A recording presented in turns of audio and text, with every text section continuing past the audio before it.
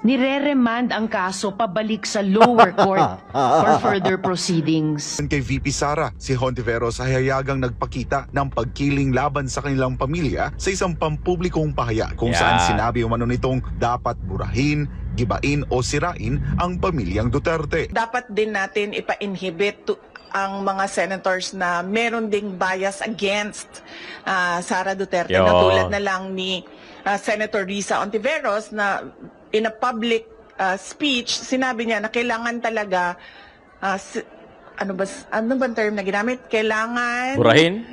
Burahin, or kailangan wasakin, kailangan sirain, gibain ang pamilyang Duterte. Good morning, everyone! Di kami natatakot sa katotohanan. Boses ng masa aming pinapakinggan. Jomalon TV, isyu ng bayan, ating pag-usapan. Tunay na balita, walang kinakampihan. Sumasalamin sa katotohanan lamang, para sa mamamayan. Totoo ang laban, hindi puro drama, di rin chismisan. Lahat ng tanong may klarong kasagutan. Kasama ka dito sa diskusyon, boses mo may halaga sa solusyon. Laging alerto, mapagmatsyag, truth ang hanap. Di kami natitinag, walang palusot, walang dayaan. Tunay ang serbisyo, diretsong usapan. Jomalon TV, issue ng bayan, ating pag-usapan. Tunay na balita, walang kinakampihan. Sumasalamin sa katotohanan lamang, para sa mamamayan. Totoo ang laban, walang kulay, walang kampi. Balita, talakayan, katotohanan. Para sa bayan. Magandang umaga, hapon o gabi sa inyong lahat mga kayon. Welcome back pa rin syempre dito lang sa Joe Malone TV para sa programa natin na issue ng bayan. Ating pag-usapan today is January, ano pa yun? June 17, araw ng Martes dito sa Pilipinas. Kaya naman, isang mapagpalang magandang araw po sa inyong lahat ng mga viewers ng Joe Malone TV natin. Mega love shoutout po sa inyong lahat. Pati na rin yung mga members natin dito sa Joe Malone TV. Meron tayong joint membership dyan para only shoutout kayo at uminsan, una kayo sa mga nakakapanood at nakakakita ng mga post natin. Mega love shoutout sa lahat ng mga viewers natin, yung mga OFW na laging nanonood, nakikibalita rito sa Pilipinas kung okay na ba. Para pagka okay na, uuwi na sila. Pagka hindi pa, wag muna. Tapos pati na rin yung mga viewers natin, Luzon, Visayas, Mindanao. Mega love shoutout po sa inyong lahat. Pag-usapan na natin ang issue ng bayan nating pag-usapan. Let's go mga kayon! Wording of the approved motion introduces unnecessary ambiguity to the already politically charged proceedings. Ang return po ay pagsauli o pagbalik. Sa usapin ng judiciary, nire-remand ang kaso pabalik sa lower court for further proceedings. Kaya po, I cannot accept this kind of wording. It is dangerous and disingenuous, particularly when the rules of court have suppletory application. The same purpose could have been achieved by merely asking the House prosecutors to file a compliance and clarify certain issues. Wala pong remand o return sa konstitusyon. Ang obligasyon natin, try and decide. Isa po itong kabalintunaan. Galing, no? Ang galing. Ang galing nung katabi ni Sen Risa, no? Ang galing nung katabi ni Sen Risa. Balik lang natin, di ba? Oh. Spot the difference, di ba? Yung bilib na bilib ka na, sana kay Madam Chair. Yung pala, mas bilib ako dun sa katabi niya. Yung laging nasa tabi ni Senator Risa, every time na meron siyang press con, every time na meron siyang hearing, yan din yung nag-aabot ng index card dito kay Sen Risa. Wala namang problema. Kung may assistant ka, may staff ka, na lawyer, na attorney, there's nothing wrong with that. Karapatan naman nila yan. Empleyado naman nila yan. Pinapasahod naman nila. Walang problema. Yun nga lang talaga, imbis na, ito lagi ko to sinasabi, imbis na first hand, sana yung pag-unawa mo sa batas, pag-unawa mo sa pagkakaintindi, kailangan mo pang i-consult sa attorney mo, sa lawyer mo. There's nothing wrong with that. Walang problema doon. Yun nga lang, iba pa rin talaga pagka ang senador o senator ay isang lawyer o isang attorney. At least, sa kanya pa lang, alam niya na kung ano yung nasa batas at pwede na siya mag-decide, pwede na siya magsalita, hindi niya na kailangan pambasahin, hindi na kailangan pang i-text sa kanya o magkaroon ng 1 minute suspension para i-consult niya sa attorney niya, sa lawyer. I mean, first hand. Diba? My personal opinion, mas maganda pa rin talaga ang senator, kailangan lawyer o attorney. O sasabihin naman nila, lahat naman may karapatan tumakbo sa kahit anong posisyon sa gobyerno for as long na ikaw ay Pilipino. Oo naman, tama naman kayo doon. Pero sana magkaroon din tayo ng category o qualification. Yan. Tayo nga pag nag-a-apply tayo sa trabaho, may mga qualification. At least high school graduate. At least college graduate. Di ba? Yung applyan natin. Bakit yun nakapag-set sila ng qualification? Bakit doon sa gobyerno natin? Wala. I'm not against doon sa mga artista na tumakbo ng congressman, senator. Walang problema Karapatan nyo naman tumakbo kahit anong posisyon di ba? Yan naman baka mamaya kasi yan na iba to, unahan na natin. Walang problema. There's nothing wrong with that. Gusto mong tumakbo sa any posisyon sa gobyerno, artista ka man, personalidad ka man, o isa ka man na regular na individual, walang problema. Karapatan natin tumakbo, even I, myself, o kayo. Walang problema dyan. Okay? Yun nga lang talagang iba rin talaga pagka attorney, lawyer. Kasi at least first hand, alam mo na kaagad. You can decide already. Diba? Pwede ka na magsalita na hindi. Ayon sa batas, ganito, pak. Hindi yung, ano nga ba anong article nga ba yung di ba? Anong article nga ba yung about sa sa family code, di ba? Ganun, di ba? Tingnan nyo to, di ba? Ang galing, no? Ang galing. Hindi ni Senator Risa, yung katabi niya.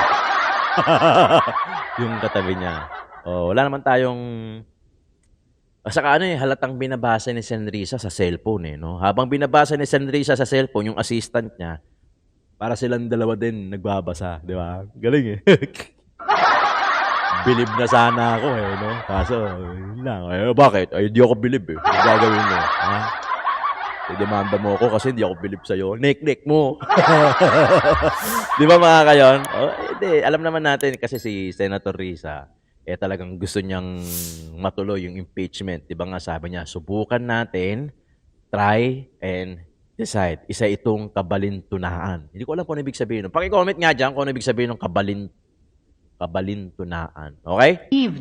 By merely asking the House prosecutors Galing lang to gumawa file ng video na to, compliance no? and clarify certain issues. Wala pong remand o return sa konstitusyon. Ang obligasyon natin, try and decide. Isa po itong kabalintunaan. Kabalintunaan. Paki-comment nga dyan kung ano ibig sabihin nun. Hindi ako familiar. Bisaya ba siya o Tagalog siya na malalim or what? Paki-comment nga dyan para doon sa mga nakakaalam, Next video natin, next na i-react natin syempre si VP Inday Sara. Alam mo si Senator Risa, obvious na obvious, I mean, kahit hindi lang si Senator Risa, obvious na obvious talaga kung sino yung mga senador na gustong matuloy yung impeachment. Di ba? Na talagang nagkapag-decide na di ba? I-remand, ibalik sa para do sa 1-year rule, Dapat di ba? ding mag-inhibit si Senator Risa Ontiveros bilang Senator Judge sa impeachment trial. Hindi lang daw ang mga mambabatas na kaalyado niya. Iyan ang giit ni Vice President Sara Duterte. Ating alamin kung bakit sa balitang ihatid ni Jason Rubrico.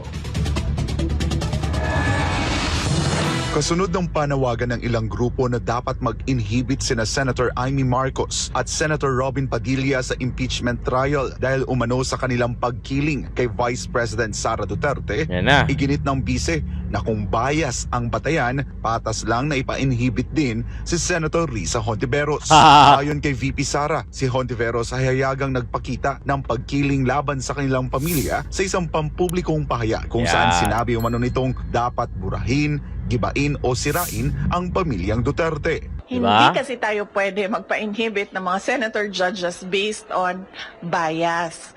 Dahil ang posisyon lang naman ng isang tao is you are for or against. Inday Sara, no? Kung ganun ang ating basehan sa inhibition, ay dapat din natin ipa-inhibit ang mga senators na meron ding bias against Sara Duterte, na tulad na lang ni Senator Risa Hontiveros na in a public speech, sinabi niya na kailangan talaga, ano bang term na ginamit? Kailangan burahin, or kailangan wasakin, kailangan sirain, gibain ang pamilyang Duterte. Iginiit ng pangalawang Pangulo na dapat pagkatiwalaan ng mga senador na gaganap bilang huwes sa impeachment court. Kaya sinasabi ko, ibigay na natin yung benefit of a doubt dyan sa ating mga senator judges na gagawin nila ang trabaho nila ng patas according to sa sinumpaan nila as senator judges. Samantala, binalikan ni VP Sara ang pahayag mula sa Makati Business Club na nagsabing mahalagang ituloy ng Senado ang impeachment trial upang mapanatili ang tiwala ng publiko at mga mamumuhunan. Ayon kay Duterte, matagal nang humina ang investor confidence sa bansa at hindi dapat isisi sa kanya ang mabagal na takbo ng ekonomiya. Kahit nandyan o wala yung impeachment, wala na talagang investor confidence dito sa ating Pilipinas, bayan. gobyerno. Kung nakikita nyo, bagsak ang foreign direct investment sa ating bayan, no? Kaya wag nila ako gawing rason kung bakit pangit ang takbo ng ating ekonomiya. Dagdag pa ng Vice Presidente, hindi impeachment ang tamang sukatan ng pananagutan dahil hindi ito kriminal na kaso. Ang tanging layunin umano ng impeachment ay alisin sa pwesto ang isang opisyal. This is not accountability because impeachment, dalawa lang yung penalties dyan. Removal from office tsaka perpetual disqualification from government service. Walang penalties dyan dahil walang kaso dyan. Ang impeachment ay removal process ng isang impeachable officers. Kung gusto talaga nila ng accountability, ay mag-file ng mga kaso dyan sa mga at least criminal korte. case.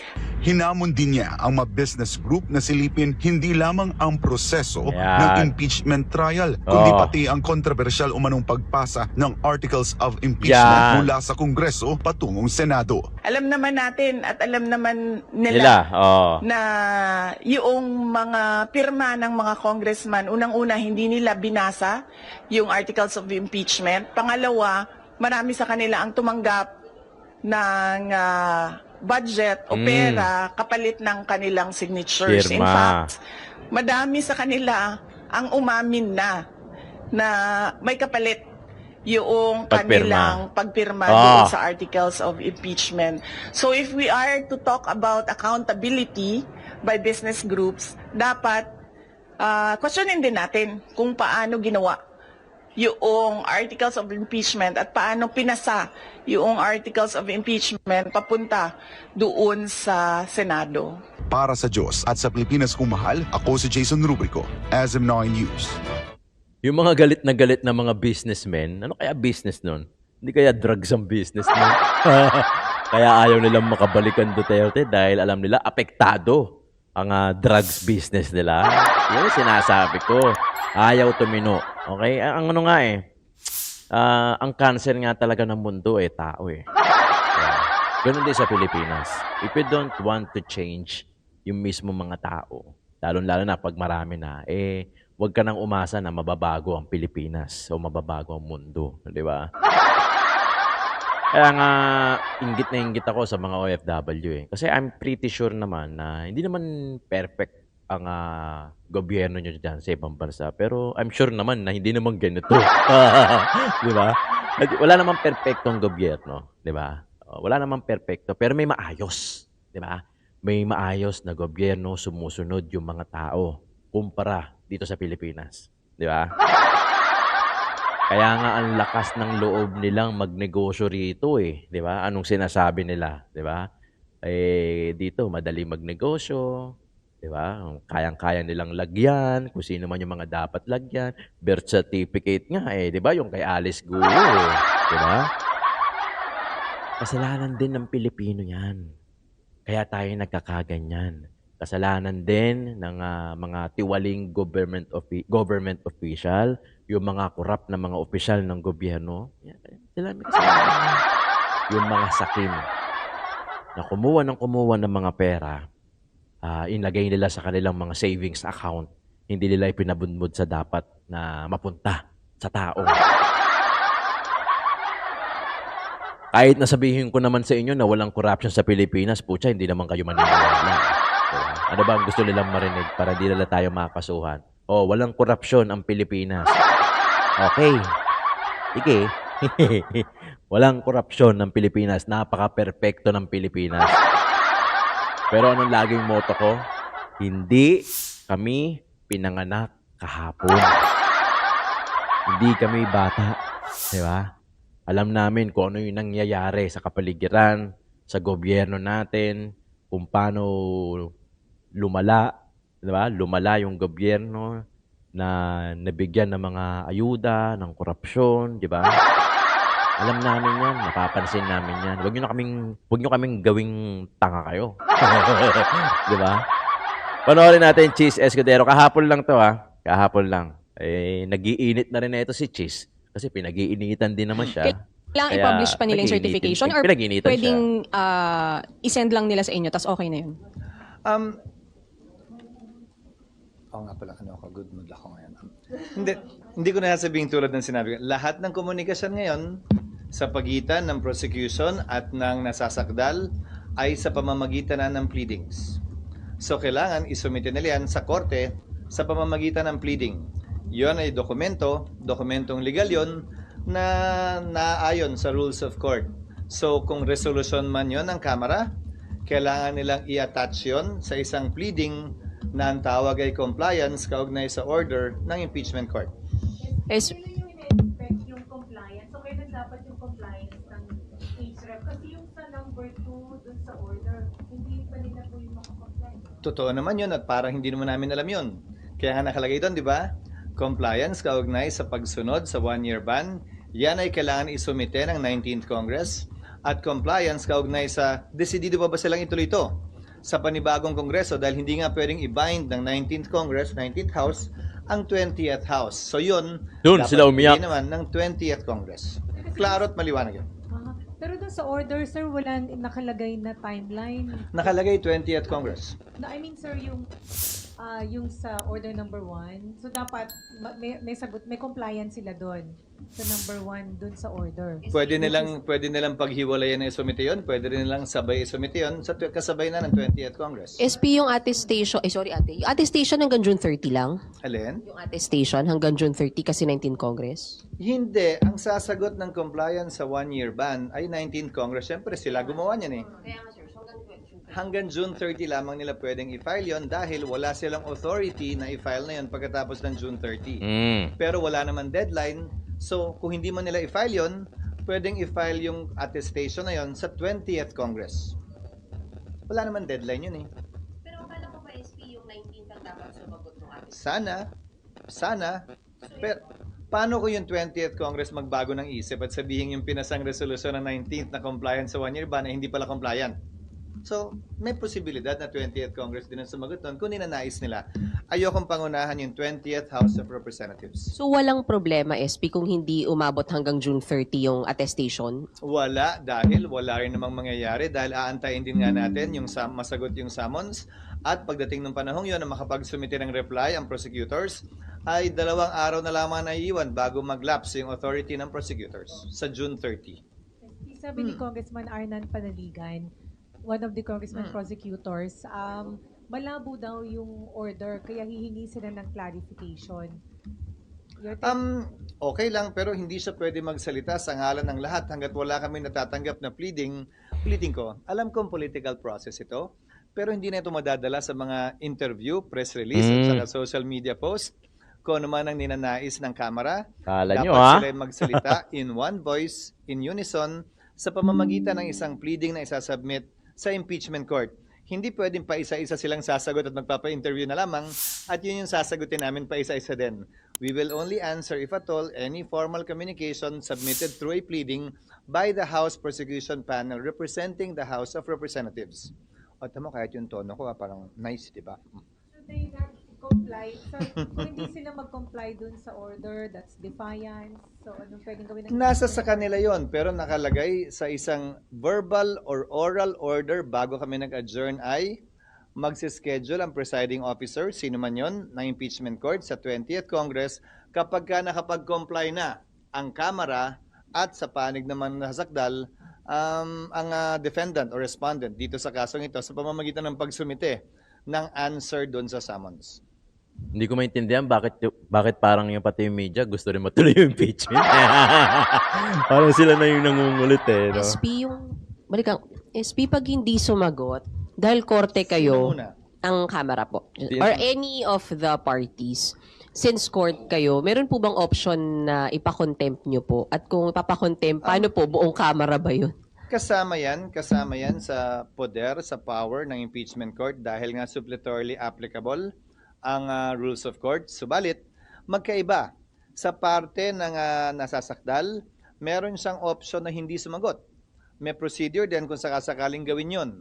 Kung hindi siya sumagot, magpapatuloy ang pagdinig, mag-e-enter lamang ng plea of not guilty sa ngalan niya kung sakasakali dahil ang posisyon ng kanyang mga abogado itong mga nagdaang buwan ay aantayin daw nila ang desisyon ng Korte Suprema kaugnay sa kasong final nila.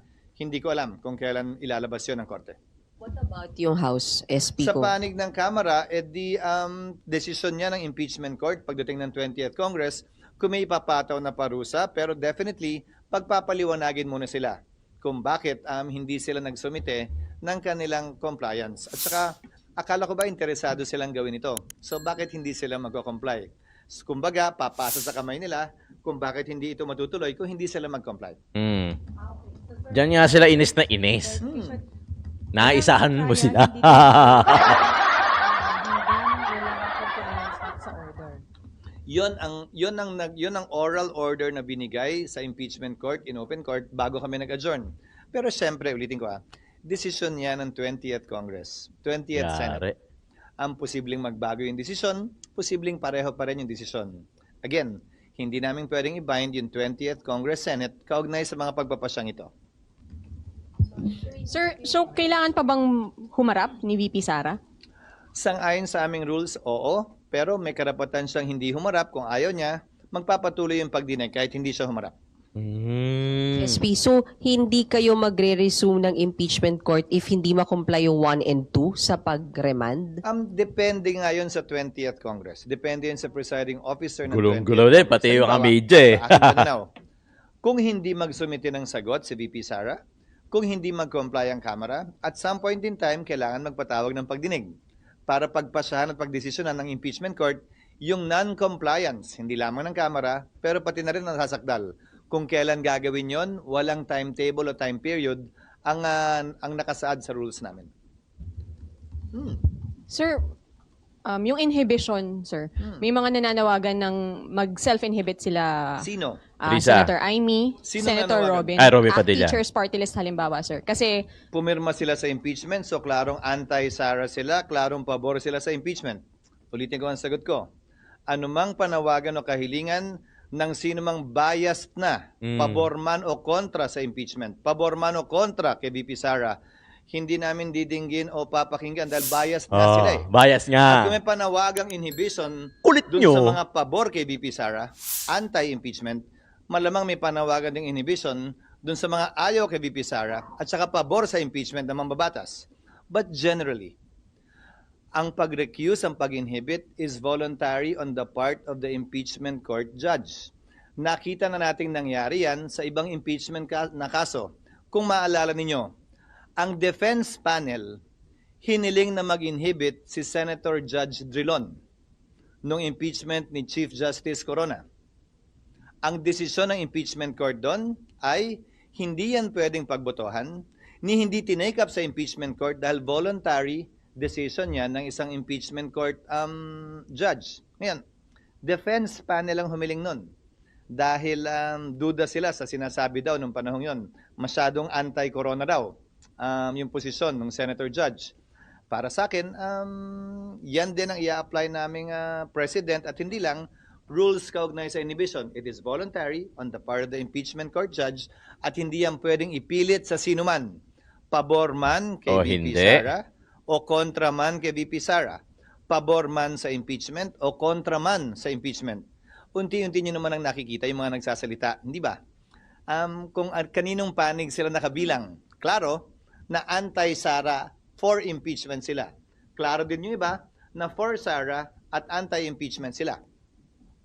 Pero pagka, ang boto na kailangan ay based dun sa number of seats, so based sa 24. So kung marami mag-inhibit kung sakali, maapektuhan yun. Hindi mangyayari yun sa pananaw ko. Hypothetical na naman yan. Nakasaad sa rules at ayon din sa ruling Kulit. ng chair ng impeachment ni Chief Justice Corona na magsisilbing president. Pwede lamang matanggal sa bilang ang sinumang senator judge kapag tinanggal sila bilang senador sa ilalim ng ethics at disciplinary procedure ng Senado. Hindi pag-inhibit bilang impeachment judge.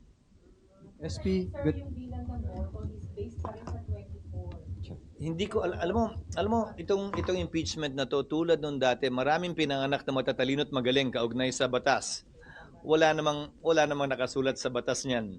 Wala din namang nakasulat sa rules namin kaugnay sa computation na sinasuggest ng ilan sa mga ekspertong nagpapakilala ngayon kaugnay ng impeachment. SP, good afternoon. Ano? Kanya-kanyang unahan eh. Walang nakalagay sa rules. Wala ring basihan na sabihing mas mababa sa bilang na yon. Ulitin ko yung mga nagsasabing at nagpapakilalang eksperto daw sila. Ano bang basihan? May batas ba silang sinasite? Provision man sa konstitusyon o sa rules namin? O may pinangahawakan ba silang desisyon ng Korte Suprema? Sa dami ng magaling at nagmamagaling kaugnay sa batas ngayon, isa lamang naman talagang masusunod, ang Korte Suprema. Kung wala pang sinasabi ang Korte Suprema, Wala pa. malayang pwede mag-isip sino man kung ito ba'y tama o mali. Pero once nagpasa ang Korte Suprema, yon ang dapat nating lahat sundan. SP, good Yes. afternoon. Sabi ni dating Supreme Court Senior Associate Justice Antonio Carpio, yung ginawa ng impeachment court noong June 10 ay hindi unconstitutional but irregular.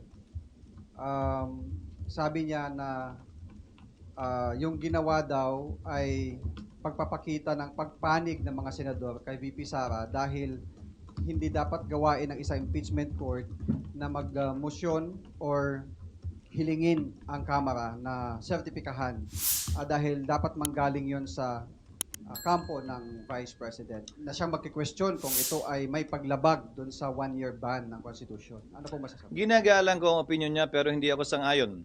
Walang limitasyon ang impeachment court. Kaugnay ng pwede o hindi namin pwedeng pagpasyahan. Nakalagay nga sa saligang batas, Kulit, diba? Sole power to try and decide. Sa aming rules o sa rules man ng rules of court, walang nakasaad doon na bawal ka gumawa ng ganito o ganyan o ganoong motion. Lahat ng motion pwedeng gawin at pagbobotohan ng impeachment court. Walang limitasyon yun. May mababasa ba siya at may matuturo ba siya na bawal itong motion sa impeachment court? Bawal itong hilingin ng sinumang impeachment court judge? Wala naman. At ulitin ko, bagaman siya'y dating miyembro ng Korte Suprema, hindi siya isa sa magpapasya kung tama nga ba mali ang ginawa ng impeachment court. At hanggang sa ngayon yata, wala pa naman yata nagsasampa ng kaso sa Korte Suprema para questionin yan. Ang proseso ay ito. Kung may ginawa ang Senado ang Kamaraman na hindi naaayon sa konstitusyon sa pananaw mo, sa pananaw ni Justice Carpio, ni naman, malaya silang pwede mag-question sa Korte Suprema. At Korte Suprema magpapasya kung sino nga ba ang tama at mali. Ganyan yung nangyari halimbawa sa 1-year ban na hinihiling na impormasyon ng Senado o ng impeachment court sa Kamara. Kinwestiyon yan sa Korte Suprema at nakabinbin ngayon yan sa Korte Suprema. Nagpahayag din po ang grupo ng yung Philippine Constitution Association na posibleng merong grave abuse dun sa discretion, dun sa pagganap ng impeachment court na kanilang tungkulin nang sila ay magdesisyon na ibalik o i-remand yung articles of impeachment. Yan ba yung parehong Philconsa na pinamunuan ni Speaker Martin Romualdez noon? Yan, di ba? Pwes, hindi na ako magugulat sa kanilang posisyon. Pero kung sa pananaw nila ay ito'y hindi naayon sa batas, ulitin ko, malaya silang pwedeng questionin yan sa Korte Suprema na siyang proseso natin sa ilalim ng batas. Ginagalang ko ang kanilang opinyon, pero tulad ng sinabi ko kanina, hindi ako sang-ayon. Dahil pinagbotohan ng Senado yan, 18-5 ang naging boto at wala para sa akin o kanino man na sabihing hindi yan pwedeng gawin ng Senado bilang impeachment court. Dahil nga sa blanket authority na binigay ng konstitusyon sa Senado bilang impeachment court to try and decide all cases of impeachment. Part, SP, sabi din yung pagboto nyo ng yes ay pwedeng gawing ground para kayo ay Impeach. mag-motion for inhibition. Ulitin ko. Voluntary ang pang-inhibit ng sinumang senator judge. That is addressed to the sound discretion of each judge kung may hihiling man yan. Pero, opisyal lang yan na didinggin ng impeachment court kapag hiniling yan ng defense o ng prosecution panel. Hindi ng kung sino man na nagsasalita ngayon sa labas ng impeachment court. Na klaro, may posisyon at may pinaniniwalaan na sila. Na Akala nyo, side, nakakampihan.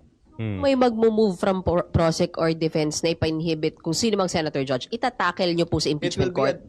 again, citing precedent, it will be addressed to the sound discretion of the impeachment court judge. Hindi yan pwedeng pagbotohan. Ano bang ibig sabihin ng address to the sound discretion? E di nasa sa kanya. Hindi kami pwede magbotohan na i-inhibit siya. Walang ganong proseso. Ang proseso ay ikaw ang bahala kung gusto mo mag-recuse o mag-inhibit. Pero para talaga matanggal siya, kung gusto mo, kung may ginawa siyang paglabag sa kanyang trabaho bilang senador, sa pamamagitan ng isang ethics complaint. Yon ang sinabi ni dating Senate President Enrile, kaugnay sa mga motions for inhibition nung panahong yon, nung impeachment ni Chief Justice Corona. Takel ng ethics as a Senate Hindi ko body? sinasabing itatakel. Ang remedy nila ay tanggalin yung senador bilang senador. Oo. Hindi tanggalin bilang impeachment court judge. Sorry, Kita makulit nyo kasi na, ay diyan inis na inis. Yung mga gustong ituloy kaagad yung impeachment, diyan sila nagmamadali. Tingnan nyo, nagkakagulo-gulo na sila. Hindi na nila alam kung saan sila aatake. Kasi talagang lahat pumapabor na kay BP Inday Sara. Kaya talagang ang presidente natin sa 2028, BP Inday Sara, abangan nyo dito yung mga mangyayari kahit na nagkakaganyan na sa, alam mo talaga, tama nga si di ba? Waste of time talaga ito. Bilhin mo, ang daming nakafocus dito, ang daming nagtatakel, nagpo-content, imbis na dapat unahin yung mga Pilipino. Yung problema kung paano mapapagaang yung gastusin, yung pamumuhay ng taong bayan, nakafocus tuloy tayo dito. Di ba mga kayon? Sa amin, okay yan kasi content pa rin yan. Pero, syempre, hindi naman laging ganyan eh. Hindi naman tayo makasari na content pagka may bago upload agad. Hindi eh. Kasi ang priority sana ng gobyerno dapat taong bayan. Hindi nila dapat, ano ba yun, yung sinasabi sa SMNI na buwagin, di ba? Burahin ang mga Duterte.